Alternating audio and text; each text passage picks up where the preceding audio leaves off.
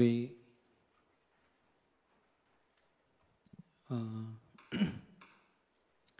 우리 강단의 말씀에서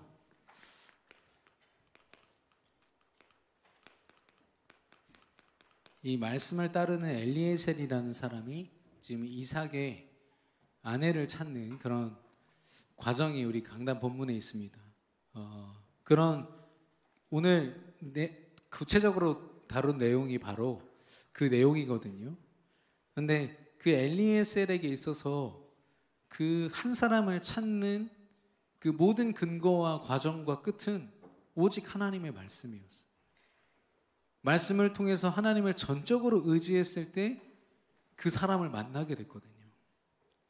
그래서 우리는요, 내가 가지고 있는 말씀의 가치, 강단에서는 말씀 앞에 서 있는 나의 자세, 나의 태도를 점검해 보라고 했거든요.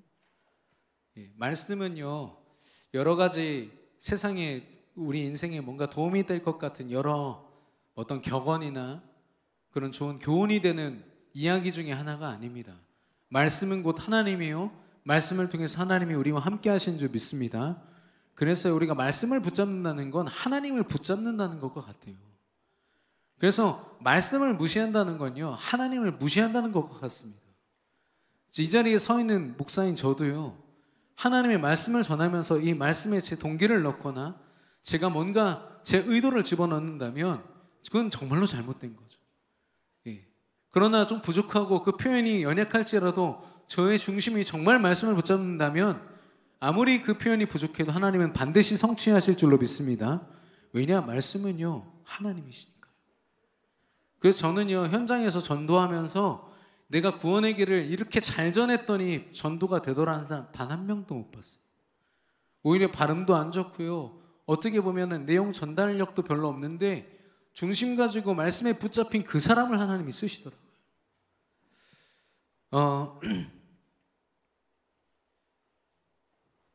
여러분에게 있어서 말씀의 가치는 어느 정도의 가치입니까? 죄송합니다만 우리 하나님께서요, 많은 신앙인들에게 마지막 선택으로 하나님이 선택된다니까. 내가 하고 싶은 거, 내가 할 수 있는 거, 내게 유익이 되고 득될 만한 거 다 하고 다 무너져서 아무 힘도 없고 희망이 없을 때 하나님 앞에 서죠. 모든 걸 잃은 채로 하나님을 만나요. 그것도 하나님의 은혜지만 많이 어리석죠. 많은 걸 상실한 채로, 많은 걸 빼앗긴 채로 하나님을 찾는다니까요. 하나님의 말씀이 우선되지 않았을 때 일어나는 일들입니다. 그마저도 하나님의 계획이라면 할 말이 없지만 많은 신앙인들이요, 너무 많은 자기의 기준 속에서요, 말씀의 가치가 내 생명보다 귀하다가 아니라 내가 할 수 있는 거, 내가 몸부림치다가 그 끝에서 말씀 붙잡는다니까요. 우리 세계비전 성도님들은 그런 분들이 한 분도 없으리라고 저는 확신합니다. 근데 우리가 자칫 육신적으로 속으면 또 그렇게 되더라고요. 하나님의 말씀은요, 절대 진리입니다. 1.1핵도 그 결함이 없다라고 했어요. 1.1핵도요, 틀림이 없고 실수가 없으신 하나님이라고 했어요. 그래서 성경의 말씀을 빼거나 더하면 저주를 받는다 했거든요. 여러분, 말씀 그대로 믿으시기를 축원합니다. 아니, 하나님이 그 믿음 주실 줄로 믿습니다. 우리가요, 그 말씀을 두고 내 기준을 집어넣을 생각 필요가 없다니까요. 왜냐? 하나님이 우리에게 이 절대 진리인 말씀, 누구도 막을 수 없는 말씀을 주실 때는 반드시 하나님의 절대 주권으로 역사하시기 때문에. 그래서 말씀을 붙잡았다는 건 뭐라고요? 하나님을 붙잡았다. 하나님의 절대 주권은 하늘 보좌를 움직이는 능력이요, 우리의 과거, 현재, 미래를 관통하는 시공간 초월의 능력입니다. 여러분이 뭔가 선택을 하고 하루를 살아갈 때, 여러분 생각의 기준을 둘 때 많은 사람들이요, 어쩔 수 없는 것 같아요. 상처, 과거라는 상처에 딱 잡혀요. 눈앞에 현실의 문제에 잡힐 수밖에 없어요. 미래에 대한 불안함 당연히 있습니다. 그 계획성이 투철하고 뭔가 미래에 대한 준비가 되지 않으면 못 움직이는 사람들 있잖아요. 저는 안 그렇습니다만 그런 성격의 분들이 계시더라고요. 예, 저희 와이프 같은 사람. 여행 계획 안 짜면 안 움직여요. 짜증내요. 근데 저는 일단 가요. 시동 걸고 갑니다. 얼마나 그 부분에서 이렇게 답답해 하던지.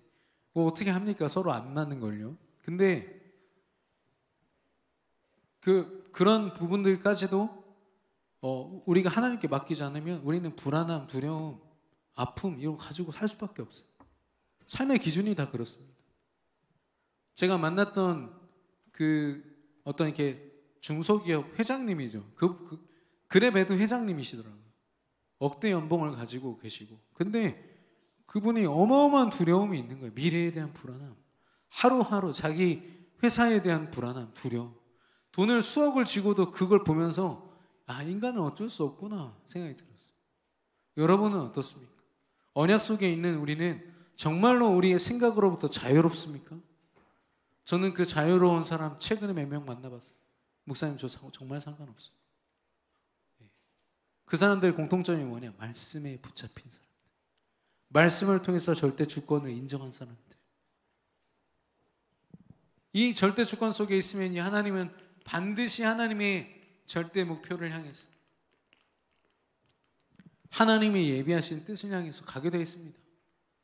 내가 말씀을 붙잡았을 뿐인데 하나님이 나를 세계복음화의 대열에 세우셨음을 발견하는 거죠. 내가 세계복음화 할 거야, 전도할 거야, 선교할 거야. 그 사람은 하고 싶은 사람이고요. 말씀을 붙잡는 사람은 이미 하고 있는 사람이에요. 여러분은 하고 싶은 사람입니까? 이미 하고 있는 사람입니까? 아직 안 하고 있는 사람입니까? 아니면 이미 하고 계신 하나님 앞에 서 있는 사람입니까? 좀 어렵습니까? 표현이요? 여러분 표정이 많이 안 좋습니다. 오늘 어디 다녀오셨나요? 예. 제가 우리 딸아이한테 밤 따러 가자고 약속을 했는데 까마득하게 입고 있었는데 어제 쉬는 날 뭐 할까? 그러니까 밤 따러 가자고 하더라고요. 하필 제일 피곤할 때. 그래서 오늘 아침에 새벽같이 가가지고 밤 땄거든요. 공주 가서 밤 땄는데 그렇습니다. 말씀은 어떤 말이라는 건요 굉장한 힘이 있어요. 삶을 움직이거든요. 근데 세상의 말과 사람의 말은 사실 의지할 만한 것도 없고 신뢰할 만한 것도 없어요. 반드시 배신당하게 돼 있어요. 그러나 하나님의 말씀은 영원히 신실하고 변함이 없는 줄로 믿습니다. 그래서 말씀에 붙잡혀서 산다는 건 어마어마한 거예요. 그래서 이 속에 이 믿음 가운데 여정 가운데 우리가 있을 때요 누구도 우리의 삶을 두고 가부를 논할 수가 없어요.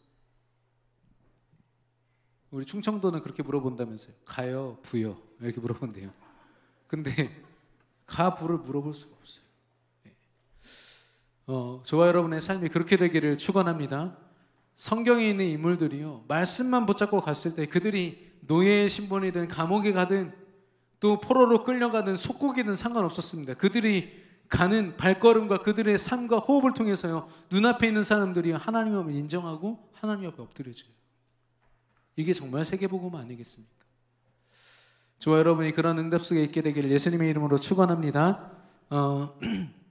지금은 이런 하나님의 놀라운 계획 속에서 우리가 인도받고 있는데요. 특별히 만남이라는 것을 두고 우리가 좀 나누려고 합니다. 만남의 축복.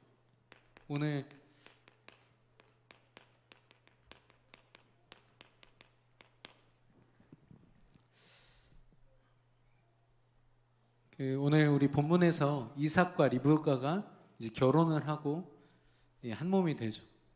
그 내용을 담고 있는데요. 이삭과 리브가가 만났어요. 당장 되게 청춘 둘이 만나서 참 아름답다 이렇게 볼 수 있지만 그 과정은요 어마어마한 하나님의 섭리와 계획이 있었습니다. 엘리에셀과 아브라함이라는 그 믿음의 사람들을 통해서요 하나님이 역사하신 거 있죠. 오늘날 교회와 성도들이요 잘못된 만남, 잘못된 연합을 추구하고 있어요. 교회들이요 생각만큼 영향력이 없는 거예요. 세상에 대해서. 한때 모든 나라가 막 전쟁과 여러 가지 문화에서 낙후되어 있을 때는 교회가 앞장섰었거든요.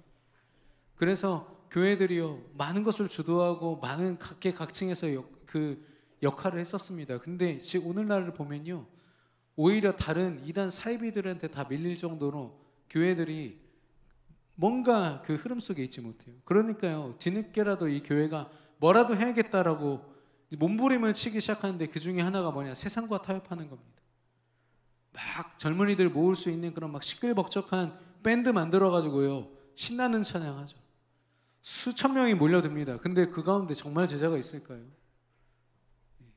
우리 교회 근처에 있는 어떤 교회도 청년들 어마어마하게 모인다고 그렇게 광고하고, 제가 가보니까요 청년들이, 저는 그렇게 그런 청년들의 소리로 찬양이 교회가 꽉 차는 걸 처음 들어봐서요 듣기만 해도 막 가슴이 벅차더라고요. 근데 목사님이 횡령하셨나 그래가지고 완전히 이제 풍비 박살이 났다가 지금 회복되고 있다고 하더라고요. 그게 저는 막 쌤통이다 모르니까 그게 아니라 안타까웠어요. 오늘날 교회들이 정말 청년들이 당장 교회 안에 문제가 생기면 바로 교회를 다 떠나버리는 거예요. 좀 많이 가슴이 아팠습니다. 근데 대전에 있는, 특별히 우리 교회 근처에 있는 교회들이 그렇게 된 것 같아요. 이 교회 또 옆에 큰 교회는 한 3, 4년 전에 거기도 목사님이 횡령하셔가지고 부목사님 3명이서 공중분해 해가지고 성도들 딱 쪼개가지고 나가고, 실제 있었던 일입니다. 근데 오늘날 교회들이 선택하는 방법을 보면요 세상과 타협하고요, 이제는 어느 지경까지 가냐면 다른 종교와 타협합니다. 이게 WCC거든요. 서울 명성교회 김삼환 목사님, WCC가 공산주의면 나는 이거 목사직 그만두겠다 이렇게 얘기했어요. 막 천주교 신부들도 오고 얼마나 좋은지 아냐 막 이렇게 얘기하는데, 저분이 진짜 목사가 맞나? 목사를 그만두고 안두고 떠났어요. 저분은 목사를 왜 하지? 이런 생각이 저는 많이 들었어요. 오늘날 교회의 모습입니다. 서로의 다름을 품기 위한 사랑이라는 이름으로요 동성애 다 품어버려요. 동성애를 품으란 말은 영적으로 병든 자들을 사랑으로 품으라는 거예요.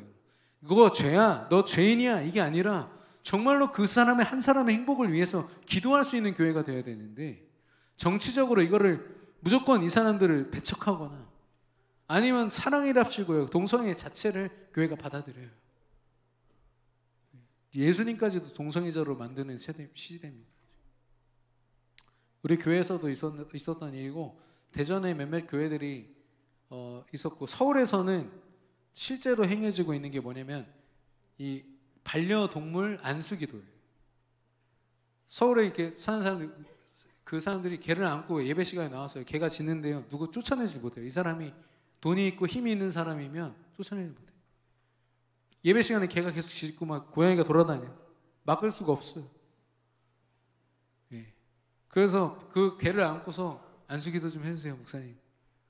영혼이 있어야 그 축복을 받지 않겠습니까? 근데 그 기도를 또 해줘야 돼. 상처받고 교회 나갈까 봐. 근데 우리 교회에서도 어떤 분이 개를 안고 예배를 드리셔가지고 진짜 저 난감하더라고요. 그래서 조용히 말씀드렸더니 다행히도 금방 알아듣고 이제 밖에 이렇게 묶어 놓으셨어요. 그러면서도 안타까워가지고 우리 개가 밖에 있다고. 그거 어떻게 못 하잖아요. 근데 저는 앞으로 그런 시대가 올 거예요. 동성애자들이 교회 안으로 몰려들 겁니다. 답이 없는 자들이 몰려들 거고요. 온갖 이단 사이비로 헤매던 자들이요 교회로 몰려들 거예요. 그들을 우리가 어떻게 바라볼 것인가, 어떻게 품을 것인가. 당장 우리 주변에만 해도요 정신문제로 행복을 모르는 사람들이 질비한데, 여러분 그들을 어떻게 보고 계십니까?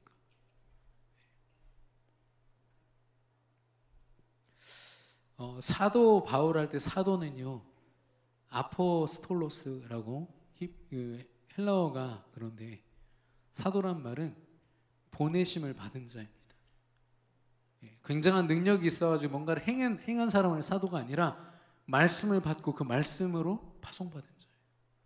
저와 여러분이 사도로, 제자로 오직 말씀을 붙잡고 하나님이 주신 만남을 돌볼 수 있는 그런 제자들 되기를 예수님의 이름으로 축원합니다. 그래서 오늘 이 엘리에셀이라는 아브라함의 이 종이 리브가를 찾는 거예요. 사실 만나기 전에는 몰랐죠. 한 여인을 찾는 겁니다. 하나님의 계획 속에 있는 이삭의 배필이 될 그 딱 한 명을 어떻게 만날 것인가 이거죠. 예. 어쩌면 우리도 마찬가지입니다. 우리가 그리스도의 제자로서 또 다른 제자를 찾아야 되거든요. 말씀 앞에 충성되고 오직 그리스도로 결론 내린 사람, 우리처럼 말씀을 사모하고 그 말씀의 행복으로 이 행복을 전할 사람 하나님이 세우라고 하셨어요. 예.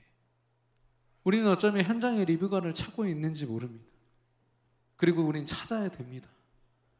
예. 특별히 우리 렘넌트들 가운데는 이런 제자들이 세워져야 되거든요. 그럼 우리가 만남의 축복을 누려야 되지 않겠습니까? 이 만남에는 잘못된 만남이 있습니다. 잘못된 만남은 너무 쉽죠. 창세기 3장, 6장, 11장. 오직 나 중심, 나의 유익 중심, 나의 성공 중심. 심지어는 결혼과 연애조차도요, 내게 유익이 되고 나한테 도움이 되고 나의 부족함을 채워줄 수 있는 누군가를 만난다. 이게 지금 세상이 말하는 거잖아요. 성경이 말하는 결혼은 그렇지 않더라고요. 하나님의 절대적인 만남 속에 세계복음을 함께 할 사람, 이거 말고는 조건이 없어요. 하나님이 만나게 하신 사람. 창세기 3장, 6장, 11장으로 근거해서 만나면 이 모든 만남은요, 사랑이든 뭐든 아무리 표현을 그렇게 해도요, 계약밖에 안 됩니다. 왜냐? 나의 유익을 위해서 서로 만나는 거기 때문에. 나한테 유익 안 된다 그럼 바로 손절하는 거죠. 더 손해보기 전에. 가정도 사랑도 다 무너지는 시대입니다. 그래서 저는 이렇게 만난 건요, 어떤 동기에 어떤 사건을 통해서 만나든지 하나님의 역사가 절대 하나님이 원하시는 게 아니기 때문에 절대 불신앙이다. 저는 이렇게 확신했습니다.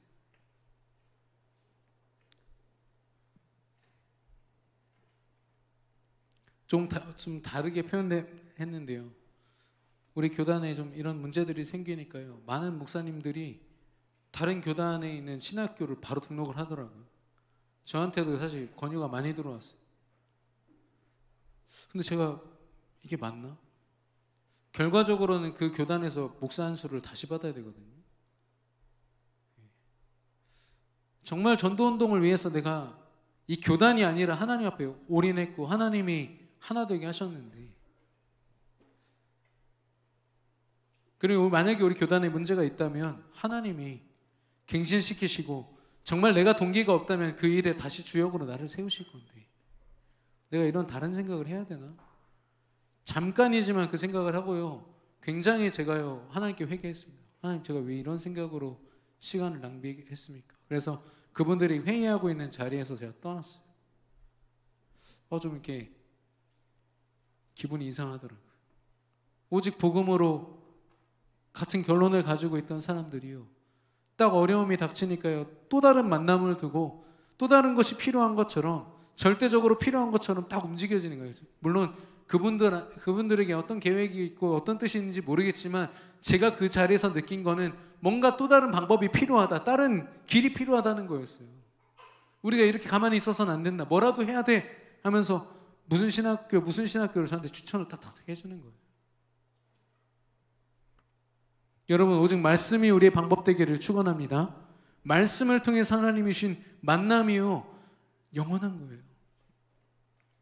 하나님이 교회를 만나고 또 이 복음의 공동체를 만나게 했다, 이건 보통 일이 아니거든요. 제가 20대 중반에 결혼이 미친 듯이 하고 싶었어요. 신학교 다닐 때.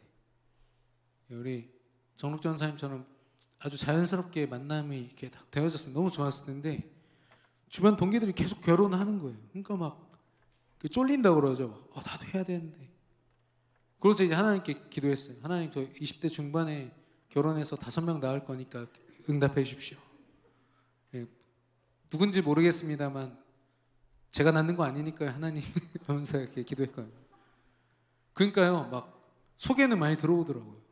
이제 워낙 또 발도 넓으니까 막 목사님들한테 제발 저 결혼해야 된다고 막 이상하죠. 좀 철이 없었어요. 그렇게 해서 막 돌아다니니까 소개는 들어오는데요. 다 사모님 하기 싫대요. 그래서 그렇게 막 공을 들이고 막 했는데 결국 사모님이 싫다는데 어떻게 합니까? 헤어졌죠. 그런데 그러던 어느 날 진짜 기회가 왔어요. 이제 사실 담임 목사님이 힘써주셔가지고 이제 차려놓은 밥상에 제가 반만 딱 얹으면 돼. 결혼하자. 이러면 끝나는 거예요. 그래서 가가지고 얘기를 딱 했더니 싫대요. 야, 하늘이 무너지는 거 있죠. 제가 계획했던 대로 아무것도 안 돼. 2년을 노력했는데 안 되더라고요. 그러고서 이제 제 집에 왔을 때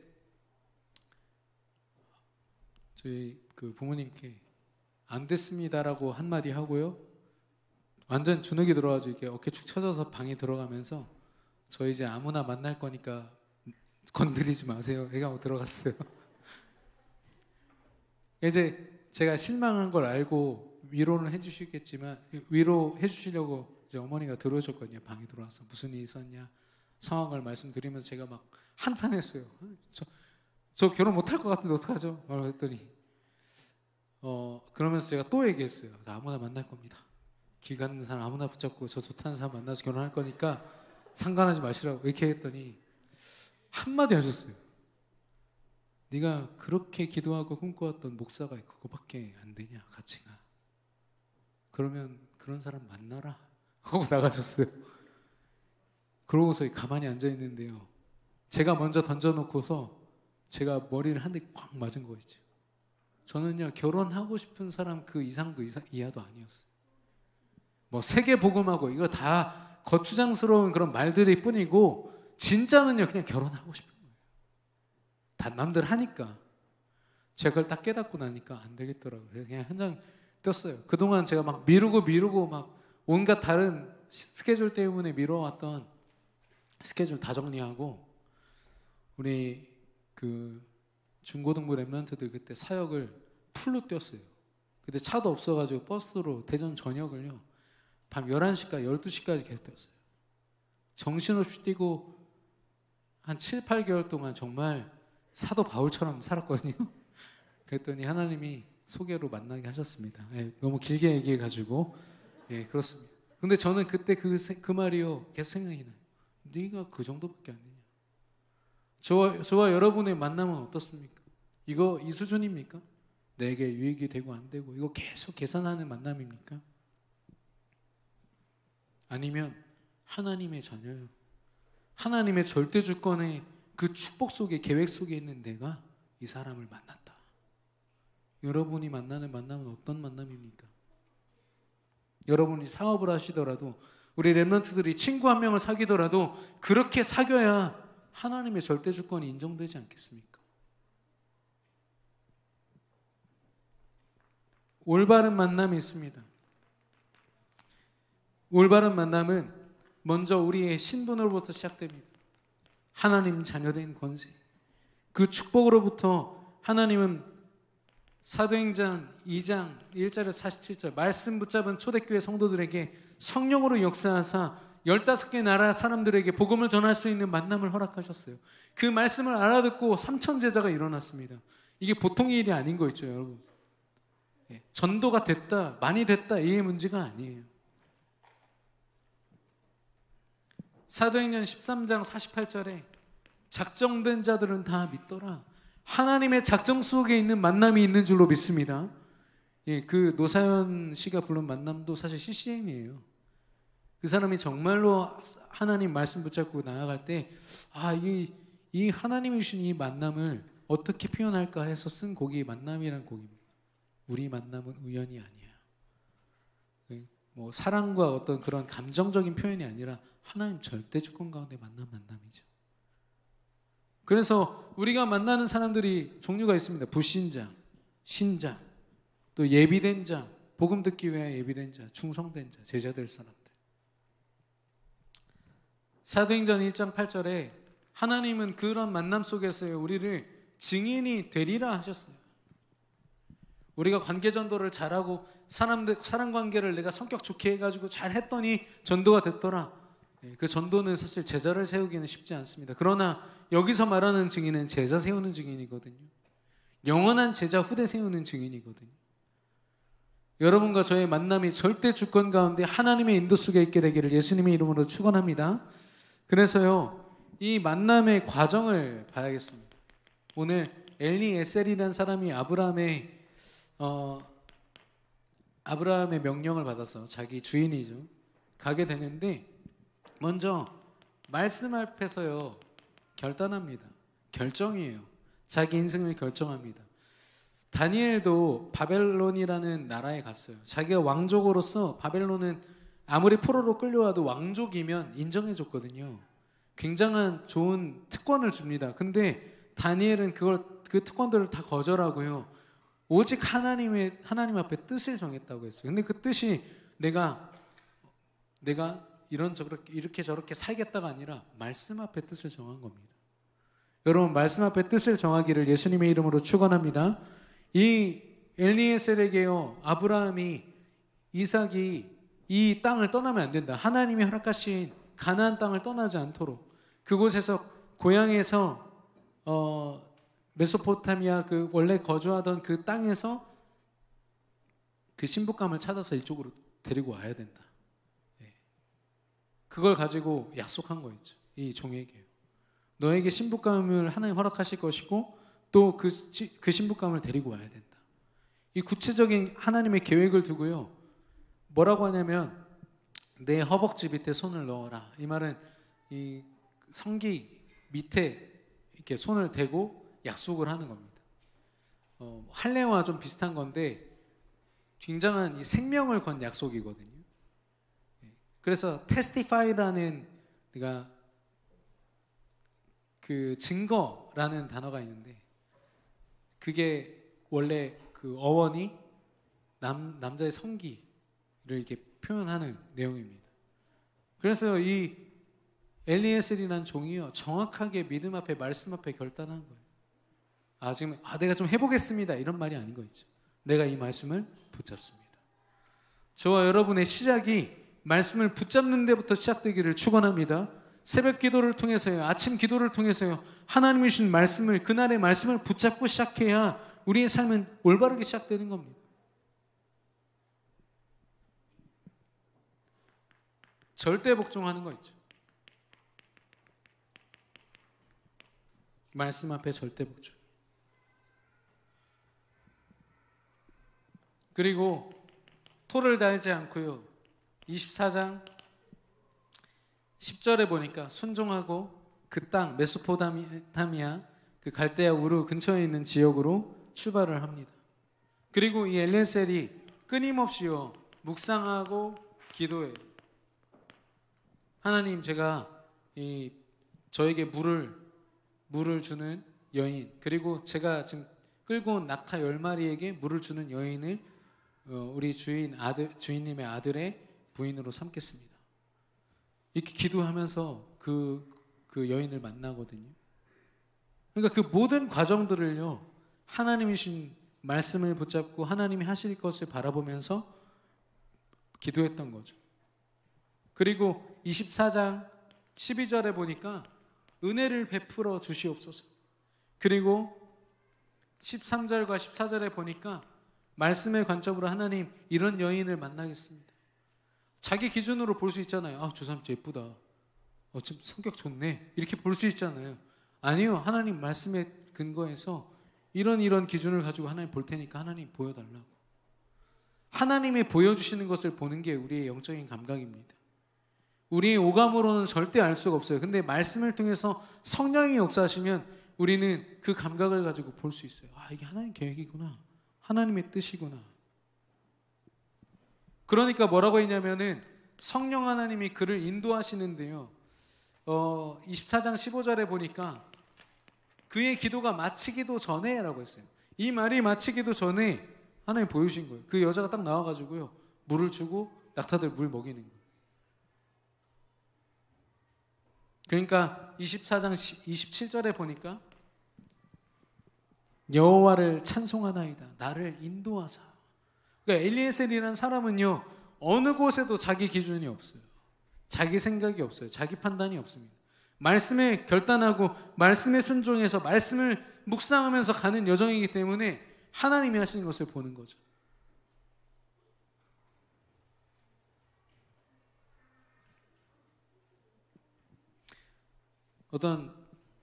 어떤 분이 인생의 정말 벼랑 끝에서 모든 걸 다 잃고 저를 딱 만났거든요.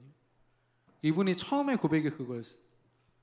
목사님, 저는 처음에 하나님 살아계시다고 느꼈습니다. 근데 제가 기도하는 거 하나님 응답 안 주시고요. 좋은 거 안 주시고 저의 모든 걸 다 빼앗아 가셨습니다. 모든 걸 진짜 다 잃고 오셨거든요. 제가 할 말이 없을 만큼. 근데 그 말을 제 앞에서 너무 당당하게 하는 거예요. 그러면서 하나님 살아계신 거 맞냐? 그래서 제가 그랬어요. 하나님 살아계신 거 맞다. 왜냐? 당신 내 앞에 있지 않냐? 수많은 사람들이 그런 모든 걸 다 잃고서 자살하고 이상한 선택하고 다른 거 중독되고 더 많은 것을 잃기 위해서 나아갈 때 당신은 내 앞에 있지 않냐? 말씀을 듣지 않냐? 당신은 축복받은 사람이다. 엊그저께 만났거든요. 목사님, 그때 제가 목사님 만난 거 정말 축복인 것 같아요. 지금은 우리 교회 아니지만 다른 교회에서 제자로 잘 성장하고 있습니다. 지난 주일에 우리 교회에 왔었거든요. 너무 반가워가지고 같이 대화 나눴었는데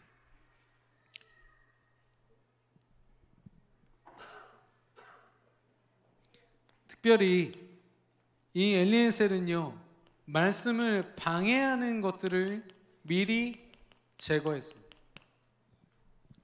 어떤 거였냐면 이 사람이 이제 리브가를 데려가기 위해서 그 삼촌 라반에게 또 이렇게 막 선물을 줍니다. 그리고 그 집에 가거든요.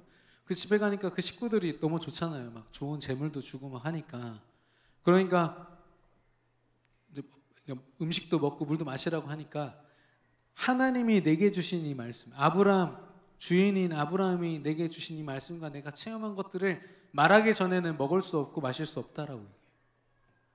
그러니까 하나님의 정확한 인도를 받겠다는 거지, 내가 지금 목마르고 배고프니까 내가 먼저 이걸 하겠습니다. 금강산도 식후경이라고, 그건요 하나님 말씀과 전혀 안 맞아요. 사실 우리의 필요를 따라서 움직이는 게 아니라 말씀을 따라서 움직이는 겁니다.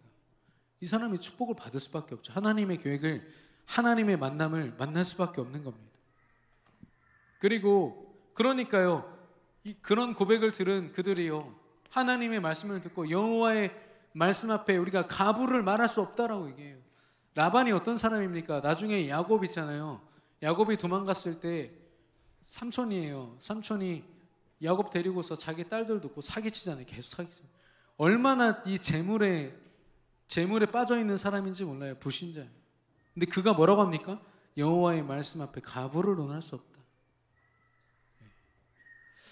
저와 여러분의 믿음 가지고 말씀 가지고 나아갈 때 불신자들조차도 우리의 여정을 막을 수 없는 줄로 믿습니다.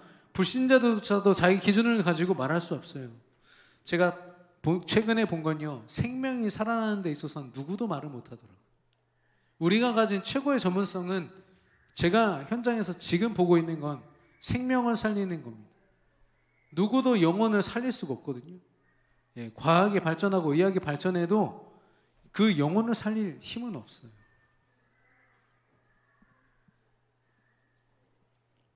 그리고 24장 56절, 이 엘리에셀에게 우리 딸이 한 10일 정도만 더 있었으면 좋겠다라고 이제 가족들이 얘기를 하니까 엘리에셀 뭐라고 합니까? 나를 만류하지 마소서. 여호와께서 내게 형통한 길, 지금 내가 성령의 인도를 받고 이 자리까지 왔는데 나를 보내어 내 주인에게로 돌아가게 하소서. 내 편안함을 위해서는, 내 안위를 위해서는 10일 정도 쉴 수도 있거든요. 약간 둘러대면서, 핑계대면서. 근데 말씀을 따라서 정확하게 움직여지는 겁니다.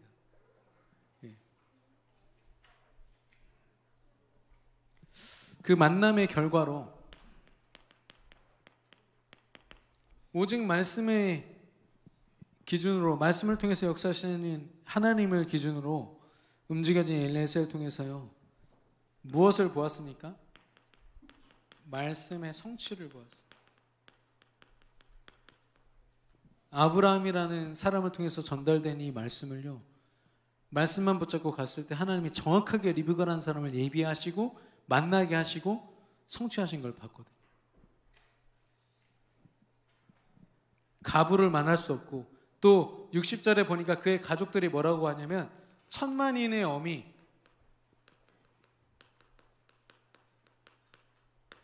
그리고 원수의 성문을 얻게 하실 것이다 그랬어요. 저는 그 불신자 라반과 부두엘이 이런 얘기를 하길래 어떤 이런 표현을 배웠지? 이렇게 생각을 했거든요. 근데 이거를 누구한테 한 약속이냐면 아브라함의 아내 사라에게 하나님 정확하게 이 말씀하십니다. 약속을 주셨어요. 너를 천만인의 어미가 되게 하리라 했어요.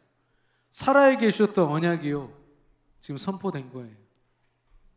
성문 앞에 원수의 성문을 차지한다고 했어요.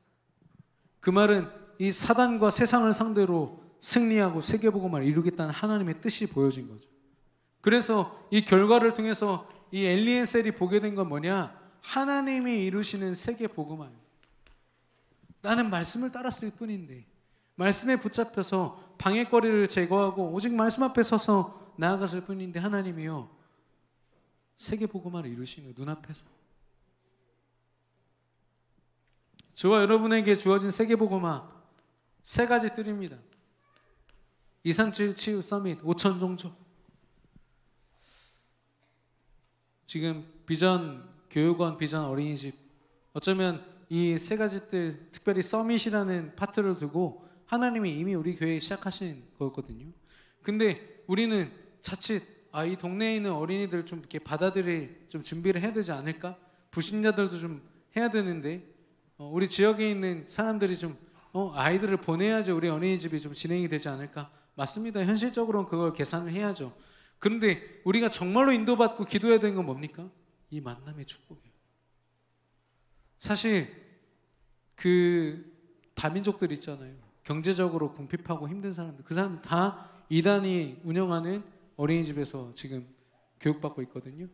신천지나 이런 곳에 후대들은 어떻게 하는지 그렇게 집요하게 파고 들어가지고요. 신천지는요, 장애인 사역이나 이런 거 안 합니다.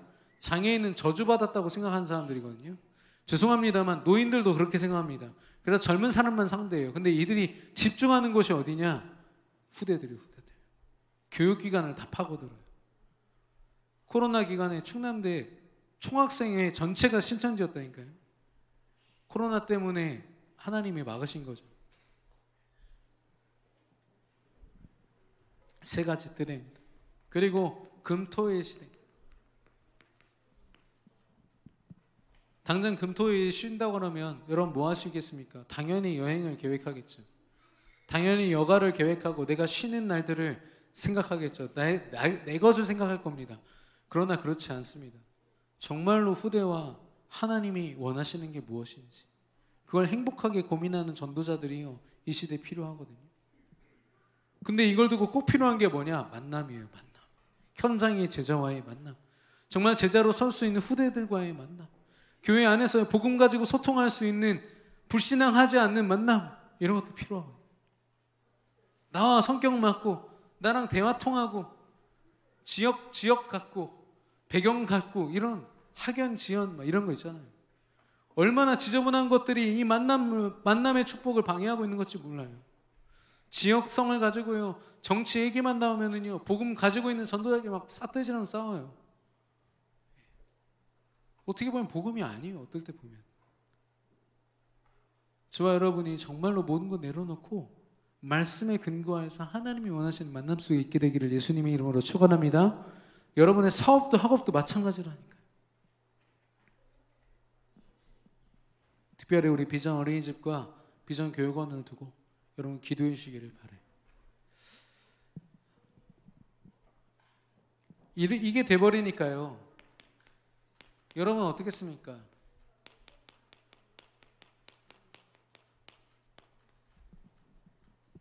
여러분은 어떤 의미 있는 삶을 사십니까? TV를 보고 아무리 해봐도요, 뭐 사랑, 결혼, 가정, 후대, 그리고 뭐 화합, 연합, 이런 것들이죠. 세상에서 되게 의미 있게 생각하는 것들인데 이게요, 말씀이 빠지고 하나님이 빠져버리면 이건요 사람들의 일밖에 되지 않습니다. 아무리 서약을 하고 계약을 하고 도장을 찍고 피를 나눠 마셔도 이건요 아무 의미 없는 일들이 되버려요. 근데 여기에 생을 걸잖아요.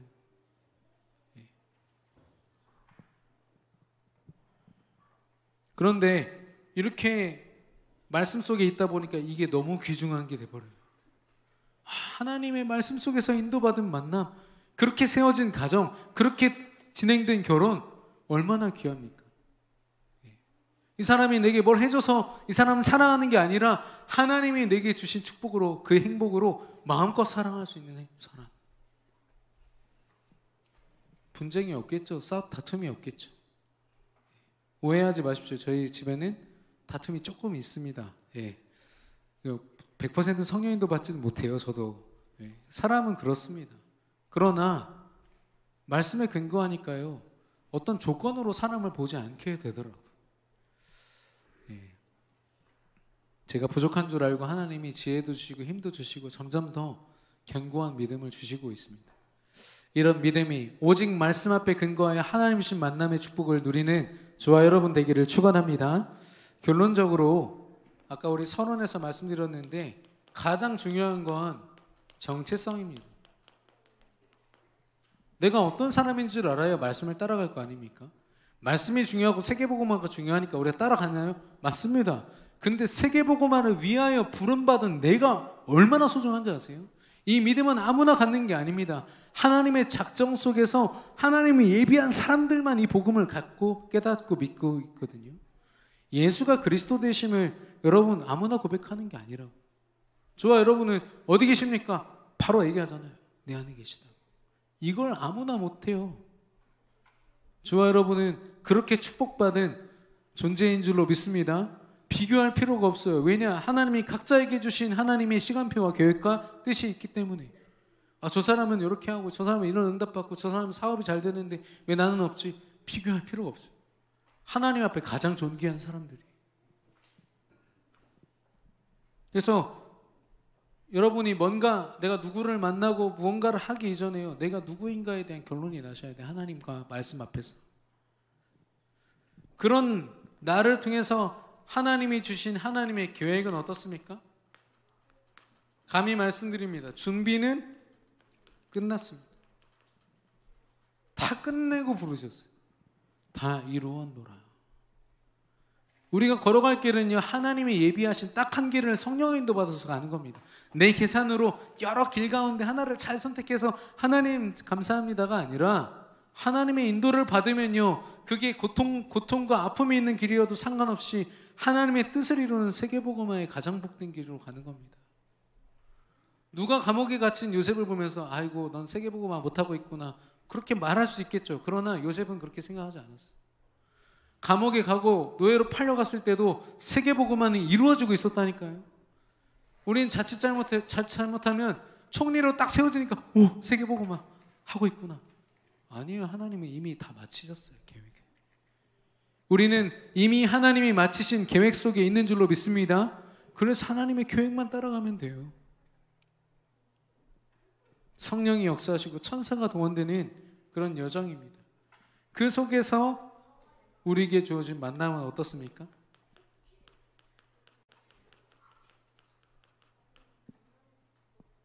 내가 저 사람을 만나야지, 내가 저 사람을 의지하고 내가 이걸 해야지 내가 이런 사람이 되겠구나. 예전에 클린턴 대통령 와이프였나요? 그 여사가 친구들이랑 이제 차 타고 가는데 유명한 일화잖아요.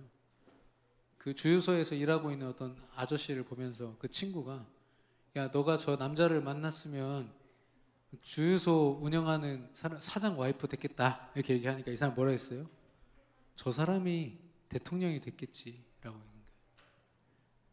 그 사람을 내가 만나서 내가 뭐가 되는 게 아니라 그 사람이 나를 만났기 때문에 축복을 받는 거죠. 이해가 되십니까? 내가 그 회사에 들어가야 효과적으로 세계복음을 하는 게 절대 아니라니까요. 그 회사가 나를 만나서 복을 받은 거죠. 그 사람이 나를 만나서 복을 받은 겁니다. 예전에는 어떤 가정에 내가 속해서 이런 집구석, 이런 가정에서 내가 자라가지고 내가 이 모양 이 꼴이고 이랬다면 말씀 앞에 서면 어떻게 되죠? 이 가정이 나를 만나서 축복된 가정이 됐구나. 여러분, 이 생각의 패러다임이 완전히 바뀌게 되기를 축원합니다. 아주 힘든 곳에 하나님이 우리를 파송해가지고 너 복음 전해야 돼, 전도해야 돼, 선교해야 돼, 다 죽어가잖아. 이게 아니에요. 하나님이 그 자리에 여러분 주역으로 세우신 줄로 믿습니다. 여러분 한 사람 때문에 하나님이 그 모든 만남을 주관하시고 인도하시는 거예요. 우리 옆 사람 축복하겠습니다.